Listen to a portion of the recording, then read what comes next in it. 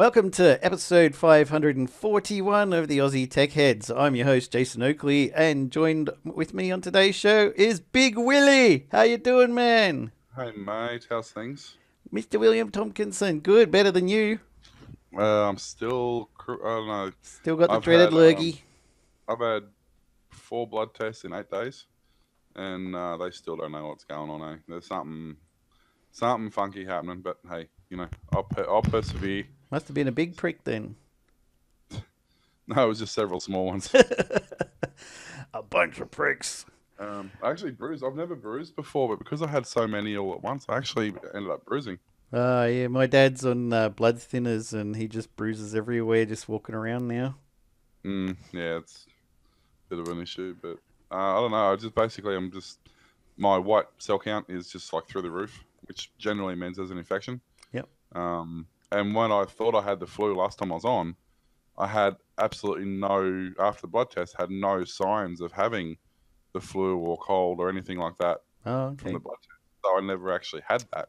I've had an infection from the word go, but they don't know what it is. That sucks. So that's fun. You just have to drink lots of whiskey. Well, the problem is I can't with the antibiotics I'm on. I'm on like the second strongest antibiotics they make.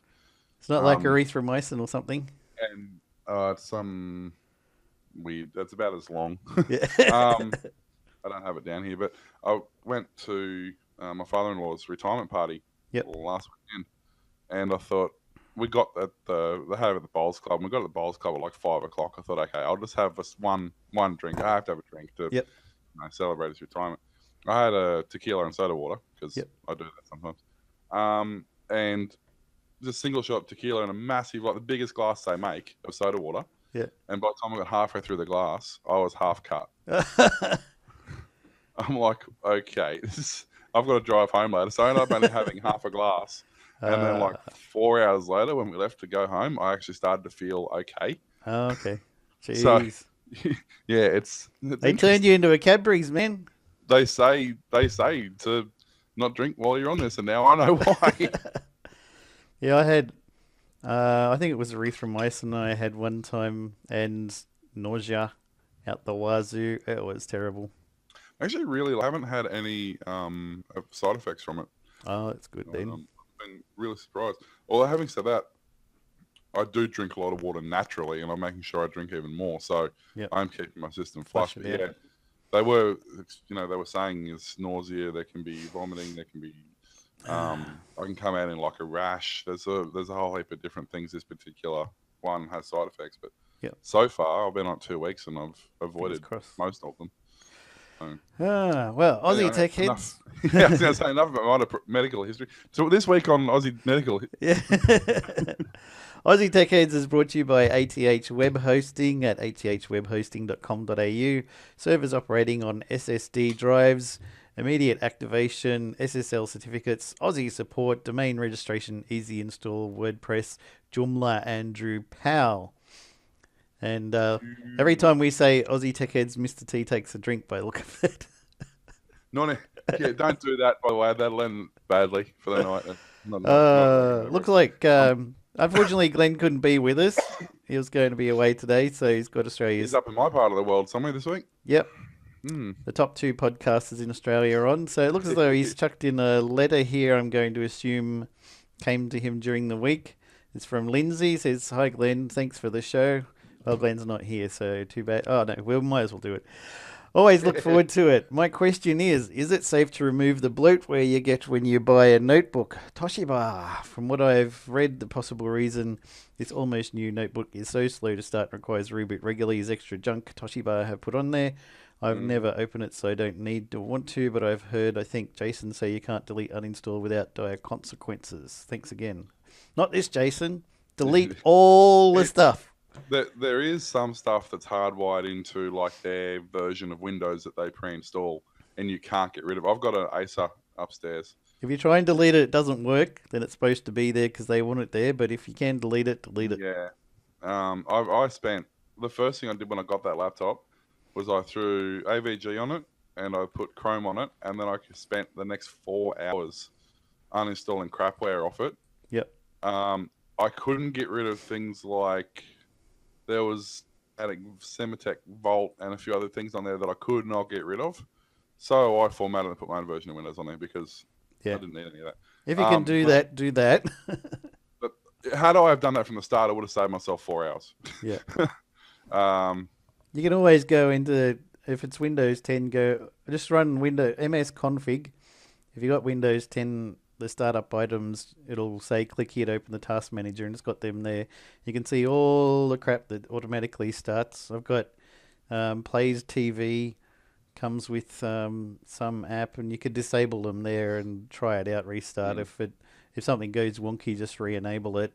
LastPass has got itself in there. iTunes, Google Update Core, Flux, Evernote, Dropbox, AV, launch for Avast, Java Update Scheduler. So there's a ton of stuff in there. Raptor desktop app that comes with, I think it's NVIDIA cards, isn't it? And all this sort of rubbish that you don't really need. So just get rid of those things and disable it. If your computer still works, fine. If it doesn't, then re-enable it and see how you go. There is another issue. There is another reason it might be running slow too, and this is actually an issue with a out-of-the-box system we bought for work for one of the admin computers at work. The system itself is a pretty high spec for an office system. It's pretty high spec. It's like an i7.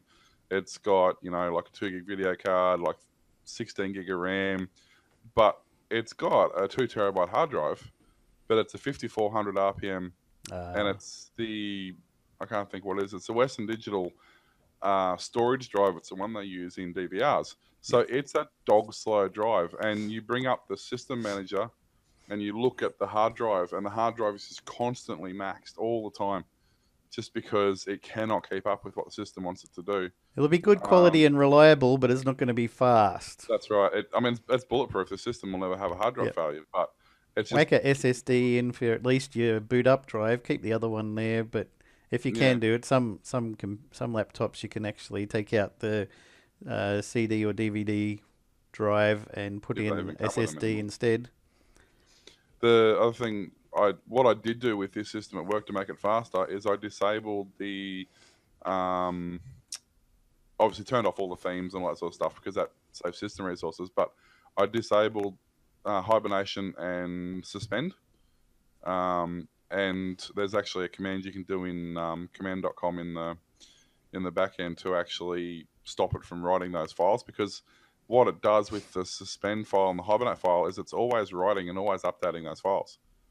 The same as the backup file, even though you might only have your system set to back up every week, the automatic backup file is constantly being updated. So when it needs to come to actually write that file, the file is pretty much complete. It doesn't have to waste time doing it. So by turning off the system backup and turning off hibernation and suspend, it made a big difference to the performance of the hard drive as well. So yes, the crap wears on the system. Yes, it's a pain in the ass, and yes, you can generally get rid of it, but it's not necessarily the only reason a new system runs slowly. Yep. Give those things a go, but SSD for the win at all times.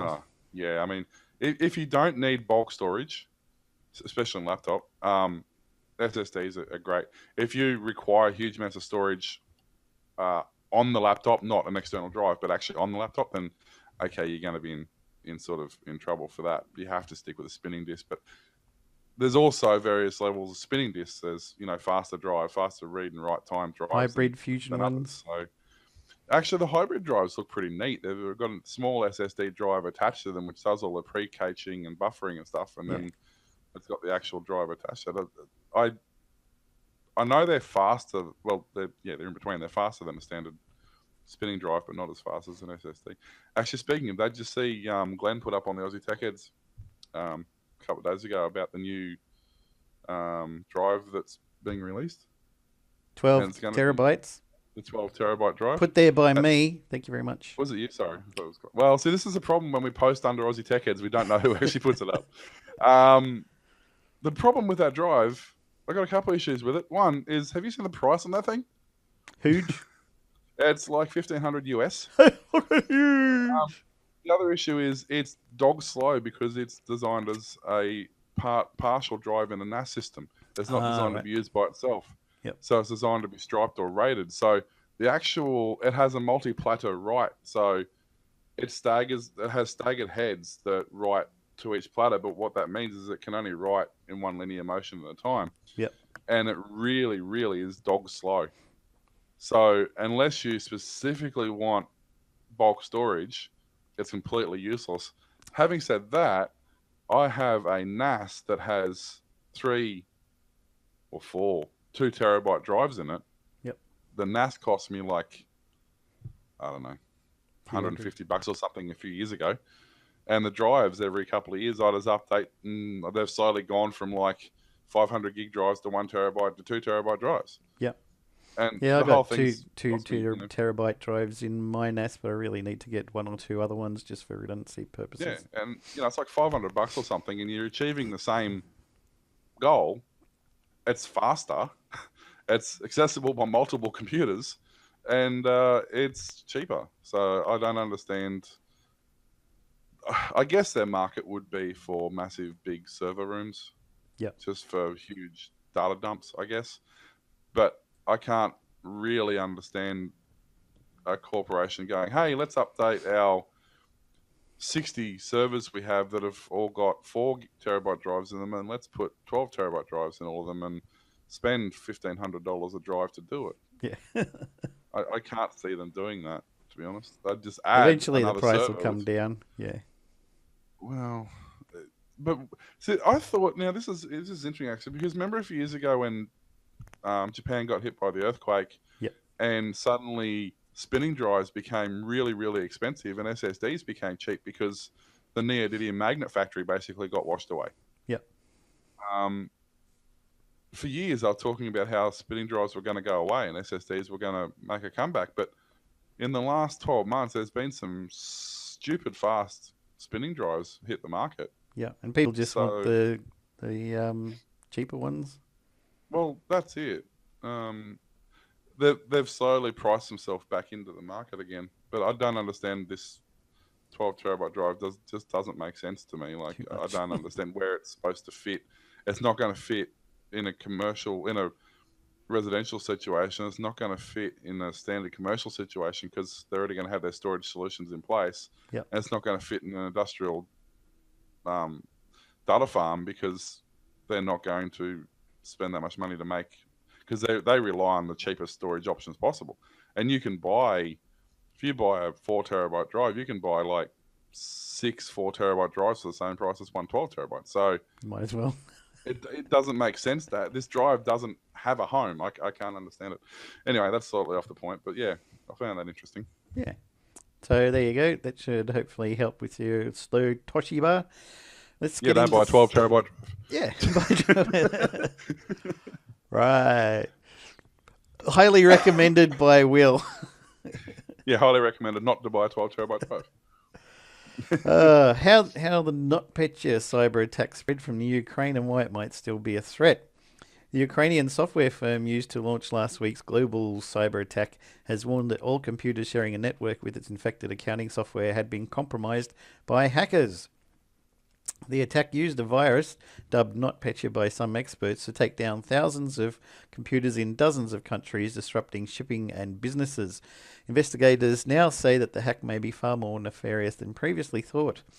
A video released by Ukrainian police showed masked men in combat fatigues and armed with assault rifles raiding the offices of software developer Intellect Service this week after cybersecurity researchers said they had found a backdoor written into some of the updates issued by its ME-Doc accounting software.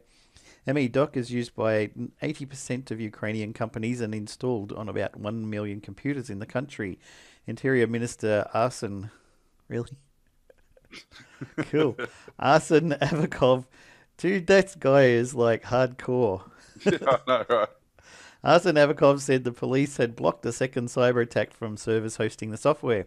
The company previously denied its servers had been compromised, but when asked after the police raid whether a backdoor had been inserted, Chief Executive Olesa Bilosova said yes, there was, and the fact is this backdoor needs to be closed. Any computer on the same network as machines using ME-Doc was now vulnerable to another attack, she said. I'm looking through the analysis that has been done on the ME.doc server, and from what I'm seeing, that's worrying. Worrying is a very light word for this, he said. How many backdoors are still open? We don't know. He also said ME.doc servers had not been updated since 2013, providing some indication as to how the hackers were able to access the system. Intellect servers said Shmikiv's comments referred to a disk used to store ME.doc's software updates. So the hackers get some. Maybe they need 12 terabyte drives. Yep. This is actual footage taken from the raid. And they haven't updated their server since 2013. Serious? Who do they think they are? The ATO? Whose computers went down this week and nobody could put their taxes in? Yeah, so did it's a government-run organisation. I expect same as what Medicare got hacked. Yep. Sorry, I'm just intrigued by this video. It's interesting. Anyway, if you search for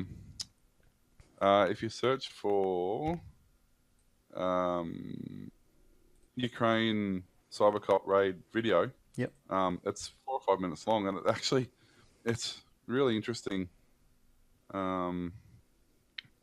The video, and it shows you a lot of the, what looks like a normal business, but then they find all this other stuff. So but I was saying too, apparently Kaspersky Lab analyst was saying that the bitcoins collected in the because part of the deal of this was to collect bitcoins from it.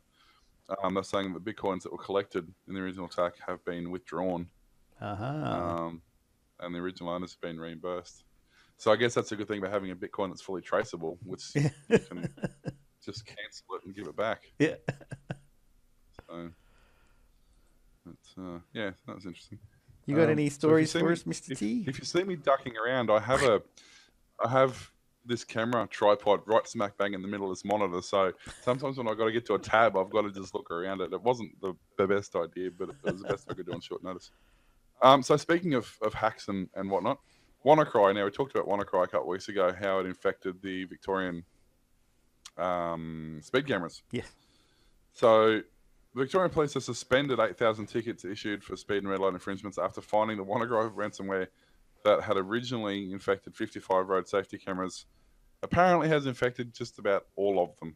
Yay! Way to go, so WannaCry. Basically, any red light camera in Victoria, any speed camera in Victoria can no longer be enforced. How long's that till? How long can we keep speeding? It's until they... Now, this is what they're saying, and then I'll tell you what they actually mean. What they're saying is that the infringement notices have not been cancelled. They've been placed on hold and can be reissued once the camera's accuracy has been ascertained. In reality, what they're saying is we've had to cancel them because we can't ascertain the reliability of these cameras. Once the cameras are cleaned up and then we ascertain that they're accurate again, you won't get a fine because you can't be issued the fine because it's a false fine in the first place. Yep. So basically, until they get every single camera recertified, they can't. But you can't get done for speeding. But what's going to happen to all that lovely government revenue? Oh, don't worry. They'll bring in like triple fine weekend or something and make it back pretty quick. They'll hit the jackpot. Yeah, pretty much. They won't have any trouble making money out of that. But what was funny is they said all of the state's 280 cameras have been subject to maintenance by the same firm. So it likely involved the same. It likely involved the same USB stick to update the firmware. So apparently, there's one USB stick that an employee of the company decided to use to update the firmware. Who doesn't have antivirus? Yeah, I know. Right? Or a firewall. Why is the computer that's updating the firmware on the internet in the first place is my question. I wonder if he's flipping burgers now. What's funny is they say that what are they saying? The original installation, or the installation of the original 97 cameras that were infected have not been able to identify as to who did it, apparently. So it was probably the boss on a Friday afternoon about to go home. So that's quite funny. But yeah, so basically, no way to know. It's not possible. So basically, if you're in Victoria and you get done by a fixed speeding camera, don't worry about it. Yeah. You're good. And if you do get in trouble from it, just cite Will from this podcast saying don't worry about it and they'll let you off. Just say, I want to cry about it, but I can't. Speaking of, well, we're talking about hacks and issues. Yep. This is a classic, and I'll switch to my camera. Good segue. Government blames Medicare breach on traditional crims. No hacks. So, what they're basically saying, the federal government says there's been no breach of the Department of Human Services, IT systems, and Medicare card data on sale. Likely affects only a small number of people. Sorry, had a bit of a cough there. 4 million or something. The online sale confirmed by 10 years claims that Medicare patient details. Why is patient and patent so close? That is patent. They've got the wrong word in there. Patent details. Medicare patent details of any Australian citizen can be accessed for $29 in the person's first and last name and date of birth. Details provided include Medicare number, IRN, and expiry date. The vendor also promised to soon offer mass batch requesting of details via CSV. He claims of access through the vulnerability with a solid foundation. The federal government today sought to downplay the impact of the security breach, arguing health records had not been affected. Yet. Them being affected has nothing to do with them being available. They're two entirely different things, people. Yeah, but they're not affected, so don't worry about it. These are not the breach you're looking for. Yeah, that's it. But the suggestion, according to what's his name? Tudge? Yeah, Human Services Minister Alan Tudge, Tudge. He's not as good as Arson. Said there was no indication there had been a wide-scale breach. The suggestions and numbers are very small, and we're talking about the acquisition of Medicare card numbers only. Well, no, we're not, because for $29 you can buy the person's details. Yep. And it's been proven. People have done it to make sure it's actually a thing. Yep, journalists. Yeah. And according to, and this is the other thing, it's a load of crap. He says that nobody's health records can be attained with just a Medicare card number. What's the first thing a doctor's surgery does when you got your Medicare card there? Thanks. Have you got your Medicare card there? Yep, cool. We just want to verify your details. Is this your name? Is this your address? And is this your phone number? Yep, yes, cool. That's right. Can you repeat that into this microphone for me? So right there tells me that this guy has absolutely no clue of how his own system functions. That's why he's in charge of it. He's the best person. The guy in charge of the Medicare system doesn't know how it operates. All you need to do is give them... Actually, now my doctor's surgery I go to actually has a touchscreen out the front of the doctor. Oh, at the receptionist. You can either book online or you can go in and book there. If you put your Medicare number in, it brings up all your patient information. So anyone can access it. It brings up your name, your date of birth, your address, your phone number, your future appointment, your previous appointments. And I take those details and go ring up your bank. Hi, hello, this is Willie Tomkinson. Yes, date of birth. Oh, yep. I'd like to transfer all the monies to this other account. Yeah, that's it. And this is the thing, like, they're saying that this was a low-scale attack with no vulnerability, no chance of anybody getting your details. And the other thing they're saying, which doesn't make any sense, according to this minister guy, he says it's more likely the fraud activities like card skimming were used. Nobody ever in the history of Medicare has swiped a Medicare card. This guy has no idea about anything. He just gets paid a lot of monies to talk on camera every now and then. It's all right. Just settle down. Take a chill pill. Just It because just doesn't everybody make can any access all of your stuff, don't worry about it. This happens sense. all the time in America. Yeah, exactly. And look, they're fine. The other thing is, there's actually a. Excuse me, I need to cough for a second. I'm going to be doing that during the show. There's actually a Medicare verification service for healthcare providers, so people like doctor surgeries and whatnot have access to this, which means you walk into any hospital when they're busy and go and sit in front of the terminal that's currently not occupied, you've got access to it. Yep. And all you need to do is, if you don't know a number, you can put in, well, if you put in a Medicare number that's not valid, it will give you the next closest one, which will then give you the details of that person. I'm reading off their website here. And then if you don't know a Medicare number, you put in the name or the address or the phone number of this person, and it will give you the Medicare number. Oh, that's handy. So It's very helpful. I don't know why you're so down on this all the time. Come on, Mr. Downer. The funny thing is, there's a guy. Well, actually, I think it's a female, and privacy expert Anna Johnson of Salinger Privacy, who worked with on the assessment, said the addition of the Medicare number originally was intended to stop healthcare workers from trawling through the system to look up people who weren't in their practice. So, but now, these days, all that is required to find out somebody's Medicare number, whether lawfully or otherwise, is their full name or date of birth or phone number. And the system will then match up their Medicare number to that. Cool. That's very handy, don't you think?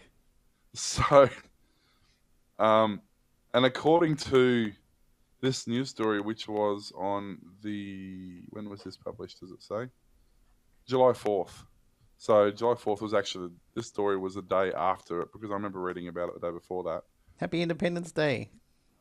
It says the Australian federal government, isn't that kind of redundant? Yeah. Became aware of the problem today and will be contacting our office soon with information on the matter.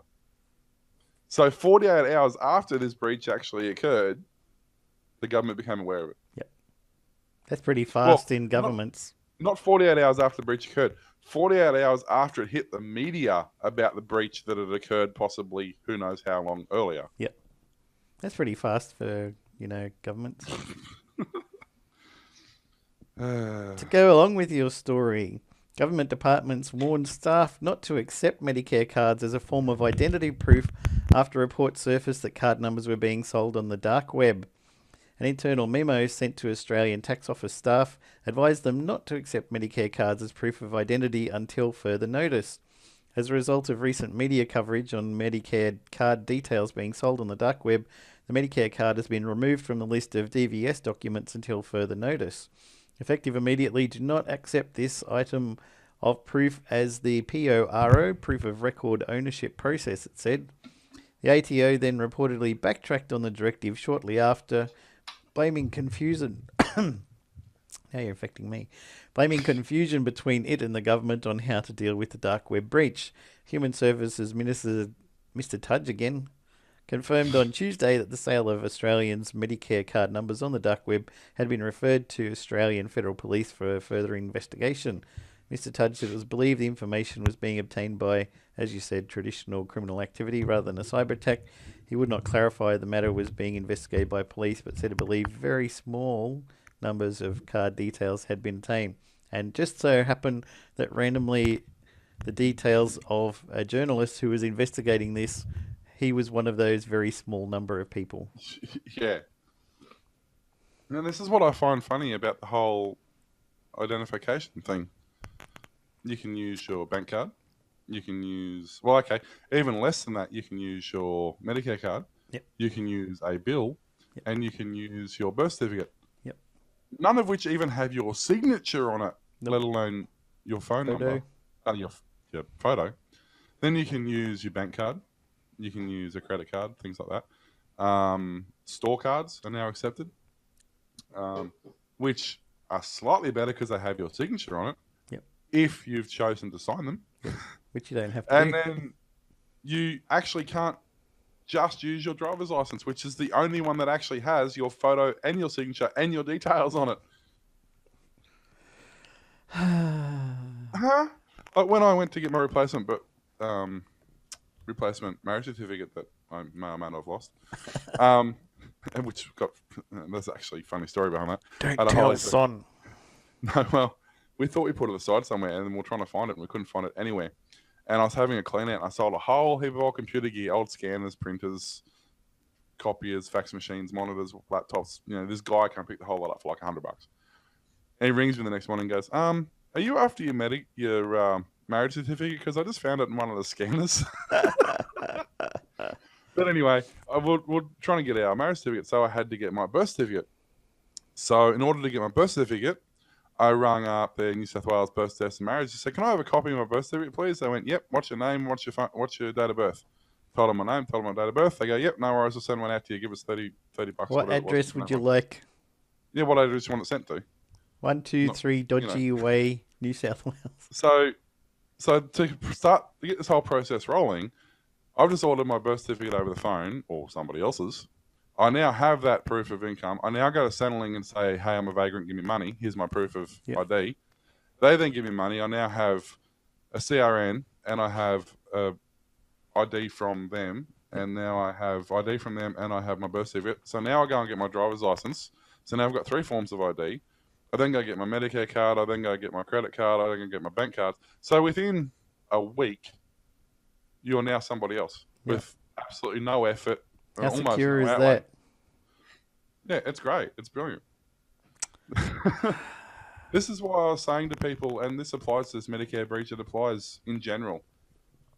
We don't have privacy anymore. The best thing you can do to avoid being identity frauded or being ripped off or having your personality, having your Facebook hacked or having been taken over or copied is to be as public as possible.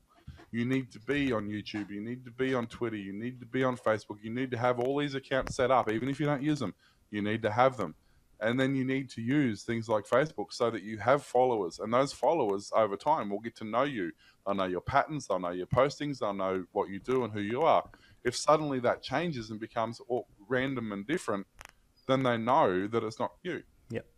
And the only way they're going to know that is for you to get out there. If you go, "Oh, but I value my privacy. I'm not going to have any of those social media things. I'm not going to have an email address. I don't want a mobile phone. I don't want to know about it."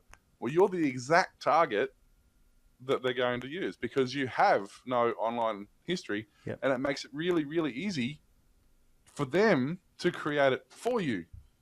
So if Will starts posting about discount Ray-Bans next week, not entirely unusual. That's the one I see most common if somebody's account gets taken. Discount Ray-Bans, 10% off. Click here. Work from home, earn $10,000 a week. Yeah. Okay. Tech-savvy Australians are being held back by expensive, slow broadband connections. Who would have thunk? No, really? Australians lag behind New Zealand and Iceland when it comes to being connected. I can see the thing. 3 people in a budgie in Iceland. See, there's Australian, there's New Zealand and Iceland. So you have to have land in your name before you can get fast internet. Well, we were Gondwana land. Does that count? Yeah. Great Southern Land. Because we're girt by sea, so it must be land. Nobody knows what that means. Surrounded for those of you who are playing along at home. Because while we're among the world's most prolific technology users, embracing everything from smartphones to smart fridges, expensive and slow broadband connections are holding us back. The lack of world-class internet connections pushed Australia's digital readiness down beneath the likes of New Zealand and Iceland, according to a new report from Ernst & Young. This despite Australians embracing new trends, including music and TV streaming, and adopting more devices than ever. The Digital Australia Station of the Nation report, which surveys more than 1,551 people and 131 digital opinion leaders, placed Australia in the 18th spot for digital readiness worldwide, falling 2 places from last year. While our use of mobile broadband internet connections boosted Australia's ranking, it was brought down by the cost of fixed broadband connections, the report found, and slow download speeds. As the world's 13th largest mixed market economy, boasting a A rating from all three global rating agencies, Australia should be further up the global digital rankings, the report said. However, Australia remains caught in the shadow of other advanced nations. The cost of Australian broadband connections was rated at 57th out of 139 countries, while download speed put the country in the 50th spot, well below other nations in Asia Pacific. Of course, because our monopoly TV and cable companies do not want people using Netflix and stuff because there goes their revenue. Well, there's another story there too, but I got a phone call from Telstra, Yep. which is odd because I'm with Foxtel, so it took me a couple minutes to put two and two together. But I got a phone call from Telstra last week or week before. Yep. No, last week. And they said, "Oh, we're just ringing you about your NBN." I went, "Yeah, I'm already with the NBN." Yeah, we know. You've been put on the whatever it is, 4100 plan or whatever it's supposed to be. I went, "Yeah." And they're like, "Well, you can't get those speeds where you are." I'm like, "Yeah." Duh. And they're like, "Well, we're just reassessing everybody's available bandwidth, and we've decided that you're only more like 20, 40 or whatever they decided it was." And I went, "Actually, mine's the other way around. I'm more like 30 up and 20 down." They're like, "Oh, well, we don't really have a thing for that, but we're going to put you on the 20, 40 or whatever it is." Yep. And I said, "So is my bill going to go down, to reflect the slower speeds?" "Oh, no, it's still the same price." What? And of course it is. I said, "Well, how about you put the speed boost on it?" "Oh, you're not eligible for the speed boost because you're not on the 4100 pack." We just took you off it. Boom! Got you, son. Like, for shit's sake. So do something. He went, "Well," he said, "the best I can do," he said, "I can't actually change your plan." He said, "The only thing I can do is I'll add a $5 credit per month." Well, it's better than nothing, I suppose. It's something. But yeah, speaking of, Netflix and Stan Stan and the Skype man. and all these online services that nobody thought would make any difference when the Netflix tax was introduced. Well, guess what? It has, and all their prices are going up. And eBay. I got an email. Yeah, well, eBay is PayPal in general with overseas transactions. eBay sent me a notice the other day saying they're doing it, and I just received one from Skype today. Yep, me too. Saying that as of 1st of July 2017, online services such as Skype are required to change the Australian GST, charge the Australian GST rate of 10% on all purchases on all digital products. So it basically means if you had a subscription cost with the basic subscription cost, I think, to let you call out and call in and have a Skype number and all that sort of stuff's about $22.60.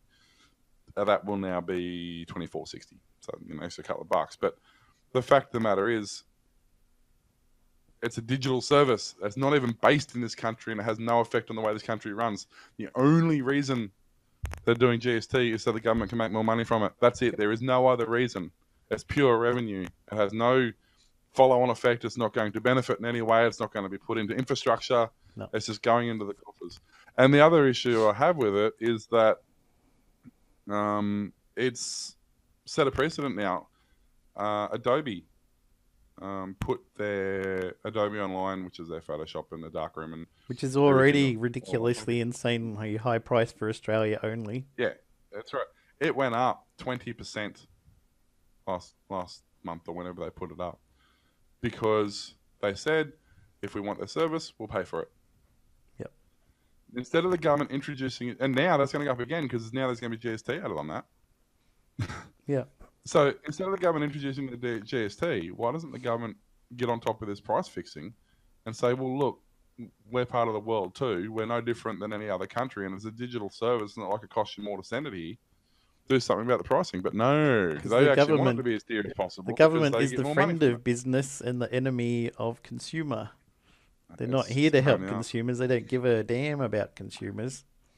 And the funny thing is, I don't use eBay anyway. I use AliExpress for 95% of my purchases, or DHgate, or OO, or there's a few others. They're all Chinese, and basically every single one of them's told the government to go away. We're not interested. And the government goes, we'll ban you from shipping. They went, no, you won't. Good luck with that. Yeah, you Somebody can, needs to make a website. The following companies and websites are not kowtowing to the government's ridiculous tax. Buy your stuff here basically. And and host it on American server because the government shut it down. yeah, that's it. The funny thing is, you hosted on one of the alternates to Pirate Bay. The funny thing is, at work, we used to use eBay a lot to purchase stuff, random stuff, Anderson plugs and crimp connectors, and just stuff that wasn't worth ordering through a supplier because of minimum order quantities and stuff like that. Mainly stuff we used in the workshop and whatever, and we'd order it through eBay or stuff like that. Yep. Now that they've introduced their 10%, we're now ordering it not from Australian companies. We're now ordering it from China companies on AliExpress. Not only are they cheaper in the first place, which we're prepared to deal with, but now they're even cheaper than they were because of the stupid GST thing. And because there's something we're not reselling, it's not a consumable product per se. It's something we use in the workshop, so it's a tax write-off. Yep. The GST rebate doesn't apply as if we were selling the product. So we're actually 10% better off by buying it from AliExpress than we are by, which doesn't sound like a lot. You buy $10 worth of connectors here and $10 worth of connectors there, but you do that all year. And okay, it's $1 here and 50 cents there and $3 there, but you do that all year. That's $500-$600 extra we've spent on consumables that we've just used in our workshop. So I now no longer have an incentive to buy through eBay and potentially through an Australian company, who admittedly drop shipped from China anyway, but you weren't paying GST and stuff because they were technically situated in China, but a lot of them actually had drop shipping or they had a local warehouse, so you got the stuff relatively quickly. Right. That's the only thing now. I've got to wait longer for it to turn up. The stuff still turns up. Can turn up in as much as a week and a half from China anyway. Yep. So as a small business, that's hurt us because we're using VoIP phone systems, which are completely digital, completely irrelevant. And the hosting company we were using, because I set it all up, we just needed somebody to manage the numbers, was an overseas company. Yep. Now, because there's no Australian company that's worth a pinch of salt that knows how to do IP communications. No. Now we've got to pay GST on that. So suddenly our phone bill's gone up by, whatever it is, $60 a month or whatever it works out to, as well. So this isn't just a small little inconsequential little thing. It's got this huge follow-on effect that people don't realise and don't see. Oh, the government doesn't care either way. They get their money out of it. Yeah, great. That's all I want. What it now means is we now have to put up our prices because the government decided they want extra money. Well, just be happy that all that extra money is going to be funding schools and helping education, medical services, whale watching, first-class coal mines, lithium mining, lead mining, all that stuff. So I know that's kind of a bit of a tangent, the rant, but it's the problem. Yeah. Anyway, that's for another show. Next, Volvo has announced that starting in 2019, all of the new models it produces will be electric or hybrid. From a report, this announcement marks the end of the solely combustion engine-powered car. The Volvo President Chief Executive said in a statement, Volvo Cars has stated that its plans to have sold a total of 1 million electrified cars by 2025. When we said it, we meant it. This is how we're going to do it. The move makes Volvo the first traditional automaker to set a date to phase out cars powered only by internal combustion engines. The company said it will launch 5 fully electric cars between 2019 and 2021. 3 of these will be Volvos and 2 will be sold under the company's Polestar electrified performance brand. I mean, that's kind of a forced thing though, because by 2020, I think it was, all car manufacturers are required to have either an EV or a hybrid anyway. So I didn't know that one. It's not like it's it's not like it's completely uncalled for. but the fact that Toyota's working on the same thing. The whole reason they introduced the Prius initially was to say, look, you can have an affordable, reliable, economical hybrid.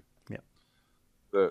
And then that's proved itself, and most Priuses have over 1 million Ks on them without any problems at all. Then they did the Camry. The Camry was a slightly different design, different driveline, had lithium packs instead of nickel metal hydride packs. It was more streamlined. It was all based centerline, so it was all flat. It was all packed flat. And the reason they did that was they wanted a common base that they could then put the bodies of all their different vehicles on this common base. Which is still their goal. So by I think it's about 2020, they're going to have a platform upon which they can add a van, they can add an SUV, they can add a Camry, they can add a Prius, they can add all these different bodies to effectively the same. Okay, got to modify the width a little bit and the length a little bit, but effectively it's going to be the same floor pan and chassis and electrical layout design. Yep. That's literally going to just drop a body on top of it, and you're going to have your hybrid car. Nice. Or your fully electric car. So it's a lot of manufacturers are working towards that, independently of the fact that they have to do it. And speaking of electric cars, actually, Tesla announced a couple of days ago their Model 3, which is their latest beautiful. Their latest car. The thing with the Model 3, it's Tesla. Every car prior to this has been bespoke, which basically means it's been handmade, it's been crafted by the techs, been assembled by hand. They have had some production line facilities, but for the most part, it's been done by hand. They now have their gigafactory set up, which a lot of that production is battery cells. Yep. And which they use the 18650 cells, which are basically the standard cells. Anybody who vapes or anybody who has a lot of standard lithium cells, that's the most common size. That's relatively, it's available everywhere effectively. All your laptop battery packs, they all run these. Right. So the gigafactory is set up to run that, and then the other half is a production line. Now the Model 3 is the first production line assembled, mass-produced car they're making. Oh, nice. The advantage of that, it's got a couple of things. One is that it now has 345 Ks of range instead of, I think the last model was 250, something like that. Yeah. The biggest thing about it is now what it means is the price has gone from 100,000 US to 35,000 US. Nice. So, which is going to make this about, $50,000-$60,000 Australian car. I better start saving. Whereas previously it was $150,000 car. So it still sounds like a lot of money, but what you get with this thing is amazing. You get 345 Ks, it seats 5 adults, no problem at all. They have their supercharging network around Australia now, which is all their charge points, which are free to use as a Tesla owner. I think it takes it's free about an hour, doesn't it? I think it's free for the first 2 years, and then you pay almost nothing for it from that point on. And all their charging stations are going to be solar powered now. Where practical, yeah. The supercharger. So there's 3 ways of charging a Tesla. There's the normal plug it in at home with an extension lead charge overnight, which is the slowest way of doing it. In the States, it's worse because they're only 110 volt. Over here, at least we're 240. Yep. So it'll charge. I think it's from a dead pack to a full pack. I think it's something like 18 hours. Right. But you would normally just use that for a couple of hours, put enough charge in it to go to a supercharger. Then the next one is the home installation point, which I usually install solar panels for. And it's basically almost a supercharger that's mounted to your wall. Yep. And then it will charge the car. I think it charges it in 6 or 8 hours.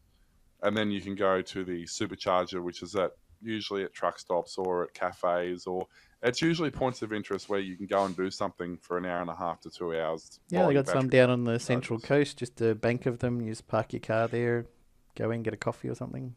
Yeah, and there's already issues with this because a lot of the time they put them in shopping centres, and there's big supercharger electric car parking only signs everywhere.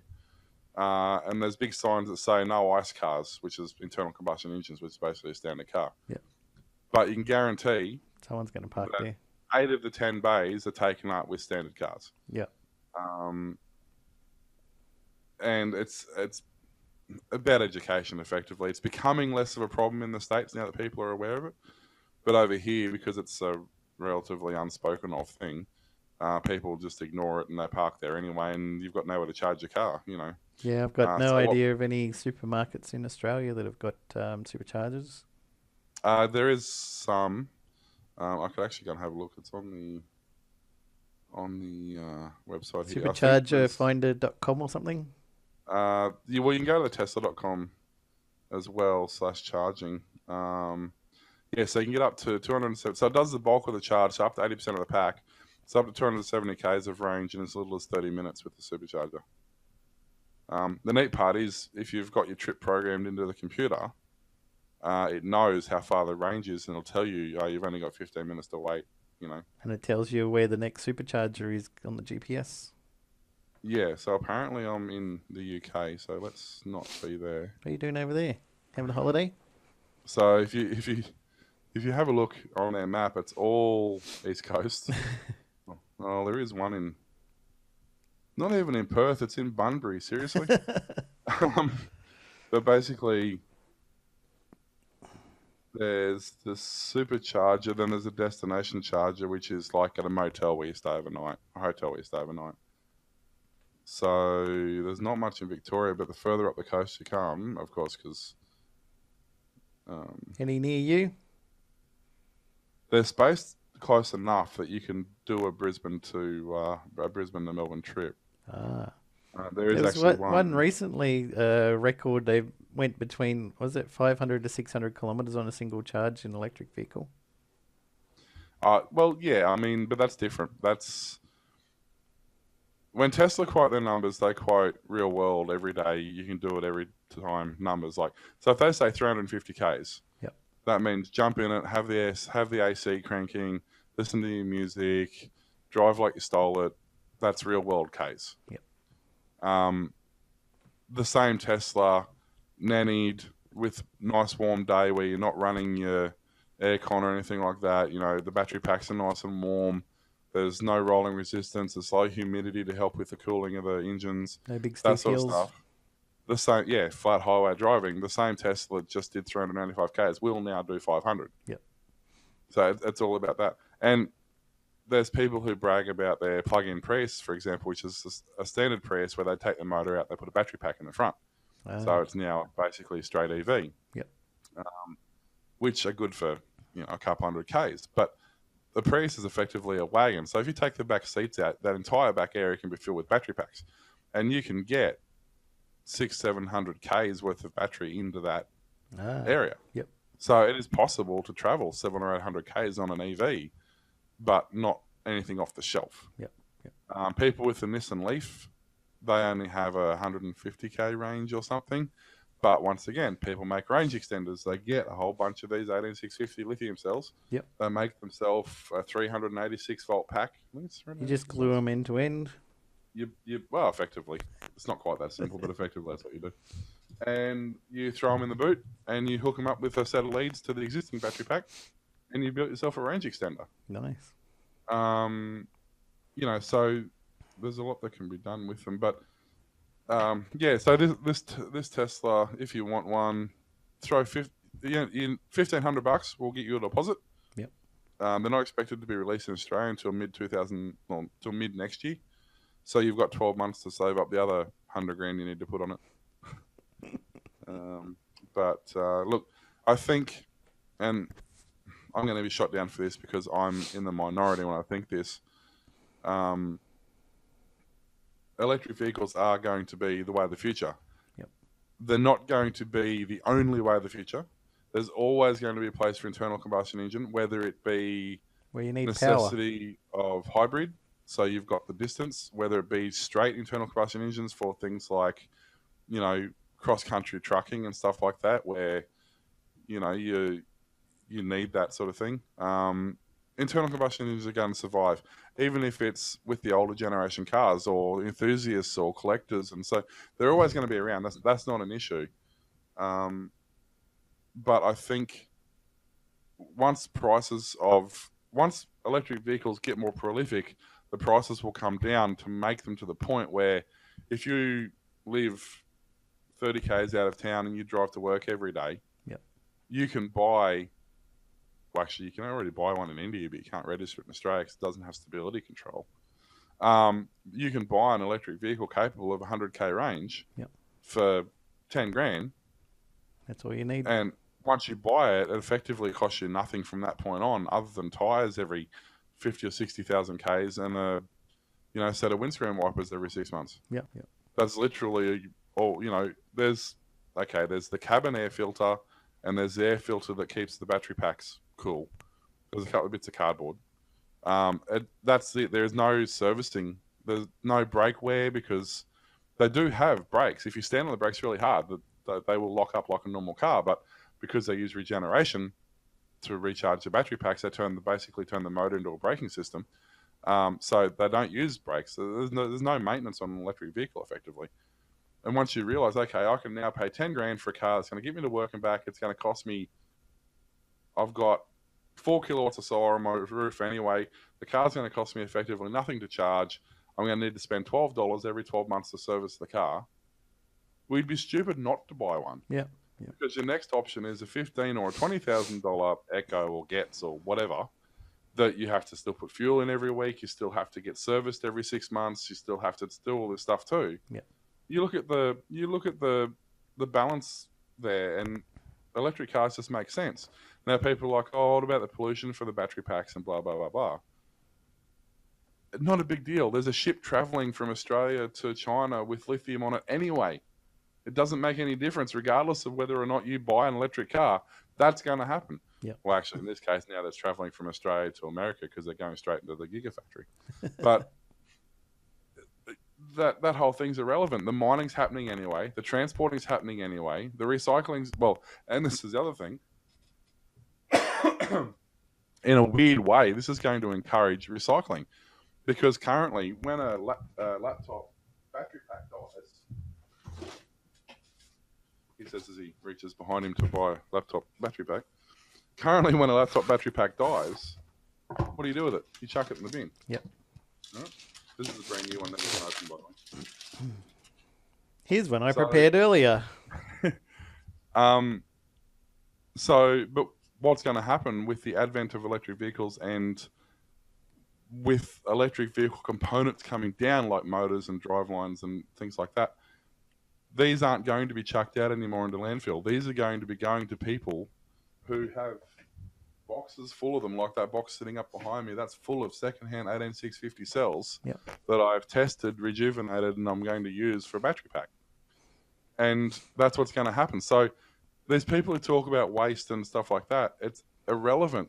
The hobbyists and the people who don't have the money, or the people who want to make money, if I now take a battery pack, let's say I take a battery pack out of a Leaf. No, they don't use these. They use pouches. The Teslas, anyway, I think off the top of my head that uses these. But a Tesla pack, there's 12 packs in a Tesla, and each pack is about $5,000 to replace.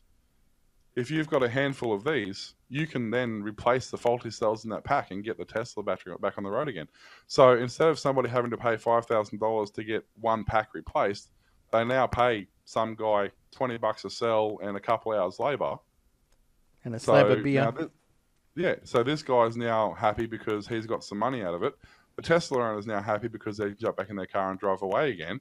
And the environment's happy because instead of these 6 cells going into waste, these 6 cells went into a car. Yep. So brilliant. It's all going to happen. And the other upside of it is we're not going to have war over oil anymore. It's not going to be a thing because oil is going to be worthless. Because we'll have to find something else to fight about. Yeah, like water or food. Well, I've got a couple of quick stories that I could just read through before we finish up. You okay with that? Shut up then. Yeah, I'll just keep quiet so they stay quick stories. Europe's Parliament called on the Commission, member states and producers Tuesday to take measures to ensure consumers can enjoy durable, high-quality products that can be repaired and upgraded. At their plenary session in Strasbourg, MEPs said tangible goods and software should be easy to repair and update, and made a plea to tackle built-in obsolescence and make spare parts available. 77% of EU consumers would rather repair their goods than buy new ones, according to a 2014 Eurobarometer survey, but they ultimately have to replace or discard them because they are discouraged by the cost of repairs and the level of service provided. We must reinstate the repairability of all products put on the market, said Parliament's rapporteur Pascal Durand MEP. We have to make sure the batteries are no longer glued into a product but are screwed in so that we do not have to throw away a phone when the battery breaks down. We need to make sure the consumers are aware of how long the products last and how they can be repaired. And the other quick story I thought was a fun one. Friendly Arm, the maker of compact Nano Pi developer boards, has released the Nano Pi Neo Plus 2 for $25.